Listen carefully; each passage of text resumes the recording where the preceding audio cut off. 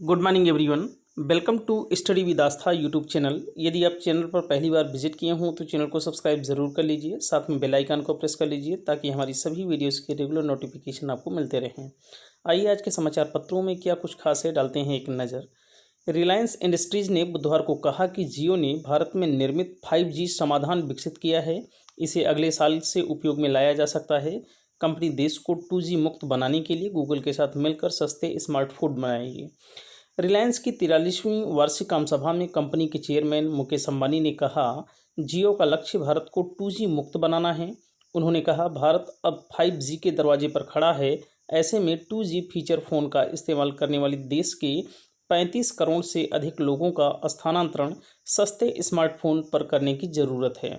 उन्होंने कहा कि जियो अमेरिकी कंपनी के साथ मिलकर एक एंड्रॉयड आधारित स्मार्टफोन ऑपरेटिंग सिस्टम विकसित करेगी। देश में लाखों ऐसे लोग हैं जो इस फीचर फ़ोन से स्मार्टफोन पर आना चाहते हैं, लेकिन वह यह तभी तय कर सकते हैं जब स्मार्टफोन सस्ता हो। हमने इसे समस्या का समाधान ढूंढने का फैसला किया है। हमें भरोसा है कि हम एक बहुत शुरुआती स्तर का 4G या 5G फ़ोन बना सकते हैं, वह भी इसकी मौजूदा लागत से बहुत कम लागत पर। लेकिन इस तरह के स्मार्टफोन को चलाने के लिए हमें एक ऐसे ऑपरेटिंग सिस्टम की ज़रूरत होगी जो दक्ष हो और भारतीयों को ध्यान में रखकर बनाया गया हो। अंबानी ने कहा, गूगल के साथ इस साझेदारी के साथ हमें भरोसा है कि हम हर भारतीय के हाथ में एक स्मार्टफोन पहुंचाने के राष्ट्रीय मिशन को गति दे सकते हैं। कंपनी की 5G योजनाओं के बारे में उन्होंने कहा, जियो ने शून्य से शुरू कर पूर्णतया अपना 5G समाधान डिजाइन और विकसित किया है। पहले हम इसका उपयोग भारत के स्तर पर स्थापित कर बाद में इसे दुनिया भर में अन्य दूरसंचार कंपनियों को निर्यात कर सकेंगे। उन्होंने कहा कि जियो का विश्व स्तरीय 4G और फाइबर नेटवर्क विभिन्न सॉफ्टवेयर प्रौद्योगिकियों और उपकरणों से संचालित होता है। जियो की यह क्षमता उसे एक और अत्याधुनिक प्रौद्योगिकी 5G के लिए अग्रणी स्थिति में तैयार रखती है।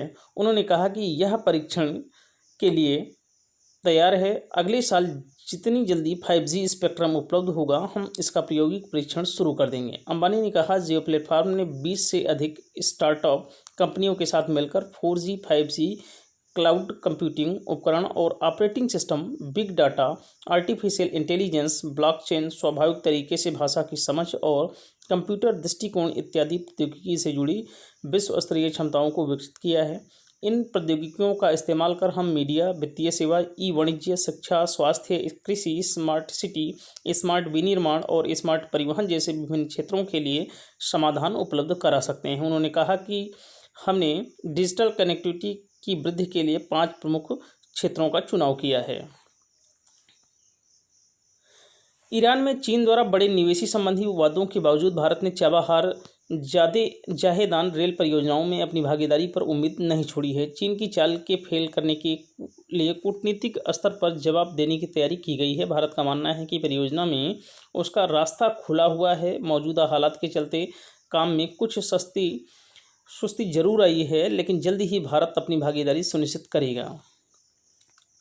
अमेरिकी विदेश मंत्री माइक पोम्पियो ने बुधवार को कहा कि अमेरिका उन सभी देशों का समर्थन करेगा जो मानते हैं कि दक्षिण चीन सागर में चीन द्वारा उनकी संप्रभुता का उल्लंघन किया गया है।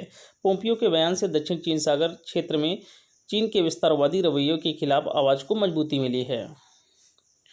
रक्षा मंत्रालय ने पूर्वी लद्दाख में चीन के साथ गतिरोध के मद्देनज़र बुधवार को सेना के तीनों अंगों को 300 करोड़ रुपए तक की पूंजीगत खरीद का विशेष अधिकार दिया है। इससे उभरती आपात अभियानगत आवश्यकताओं को पूरा किया जा सकेगा। अधिकारियों ने बताया कि खरीद से संबंधित चीज़ों की संख्या को लेकर कोई सीमा नहीं है और आपात आवश्यकता श्रेणी के तहत प्रत्येक खरीद 300 करोड़ रुपये से अधिक मूल्य की नहीं होनी चाहिए। अमेरिका के राष्ट्रपति डोनाल्ड ट्रंप ने मंगलवार को हांगकांग स्वायत्तता कानून पर हस्ताक्षर कर दिए। इसके साथ अमेरिका ने उसे मिलने वाली तरजीह को भी एक कार्यकारी आदेश पर दस्तखत करके समाप्त कर दिया है। ट्रंप ने व्हाइट हाउस में कहा कि मैंने चीन के हांगकांग के लोगों के खिलाफ दमनकारी हरकतों के लिए जवाबदेह ठहराने के लिए एक कानून और एक कार्यकारी आदेश पर हस्ताक्षर कर दिए हैं। शिवसेना ने नेपाल के प्रधानमंत्री केपी शर्मा ओली के उस बयान की निंदा की जिसमें उन्होंने कहा था कि असली अयोध्या भारत में नहीं बल्कि नेपाल में है।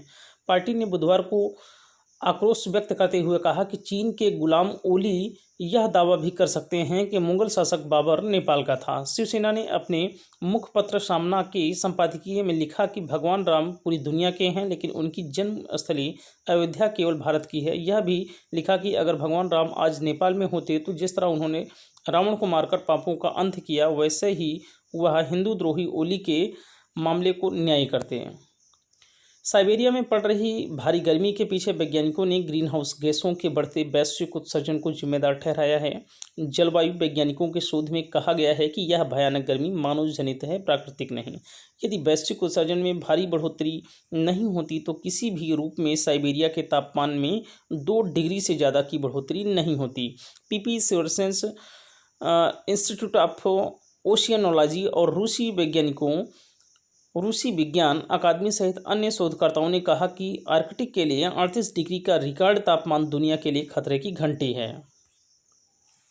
मानव संसाधन विकास मंत्री रमेश पोखरियाल निशंक ने बुधवार को दिल्ली आईआईटी द्वारा इजाद की गई सस्ती कोविड किट को लॉन्च किया। इसकी कीमत 399 रुपये है। इसके साथ इस्तेमाल होने वाली आरएनए किट व अन्य खर्च को मिलाकर बाजार में यह लगभग 650 रुपये में उपलब्ध होगी। आईआईटी दिल्ली का दावा है कि यह दुनिया की सबसे सस्ती कोविड जांच किट है। इसका नाम कोरोश्योर IT-PCR टेस्ट किट रखा गया है। इसके नतीजों की सटीकता 100% है।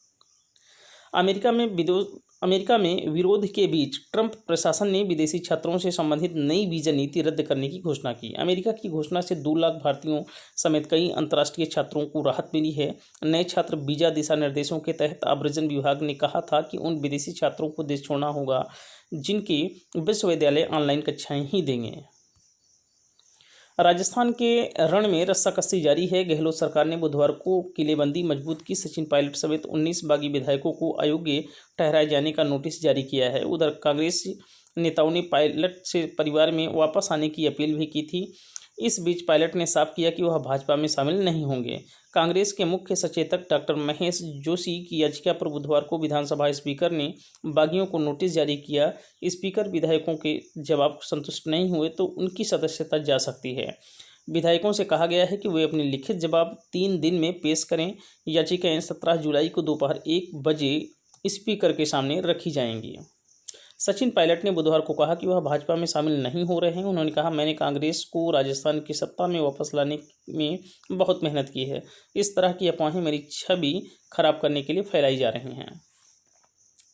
देश में कोरोना के नए रोगियों की संख्या बढ़ रही है। बीते 24 घंटों में रिकॉर्ड 29,429 मरीज मिले हैं। टेस्ट भी बढ़ रहे हैं। एक दिन में सर्वाधिक 3 लाख से ज़्यादा टेस्ट हुए।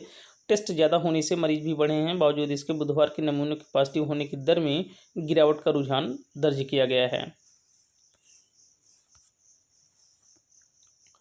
अनामिका प्रकरण के बाद अब परिषदीय स्कूलों में भी ऐसे कई मामले पकड़ में आ रहे हैं। विभाग ने 99 ऐसे संदिग्ध अनुदेशकों शिक्षा मित्रों की सूची जारी की है जिनके अकाउंट नंबर एक जैसे हैं।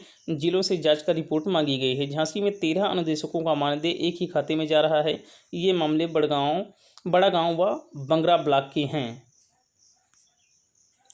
भारत के इस साल के आखिर में ऑस्ट्रेलिया के बहुप्रतीक्षित दौरे के दौरान बिग बैश लीग के 10वें सत्र का टूर्नामेंट भी खेला जाएगा। क्रिकेट ऑस्ट्रेलिया ने बुधवार को देश की इस प्रमुख T20 प्रतियोगिता के 61 मैचों का कार्यक्रम जारी किया। इस कार्यक्रम के अनुसार 3 दिसंबर को एडिलेड ओवल में एडिलेड स्ट्राइकर्स और मेलबर्न रेनेगेड्स के बीच खेले जाने वाले मैच से BBL की शुरुआत होगी। इसी दिन से भारत और ऑस्ट्रेलिया के बीच ब्रिस्बेन में पहला टेस्ट मैच शुरू होगा। BBL का फाइनल अगले साल 6 फरवरी में खेला जाएगा। यदि आज का सेशन आपको पसंद आया हो तो वीडियो को लाइक करें, शेयर करें, कमेंट करें और स्टडी विद आस्था के यूट्यूब चैनल को सब्सक्राइब करें। Thank you so much. शुक्रिया, धन्यवाद। Have a nice day.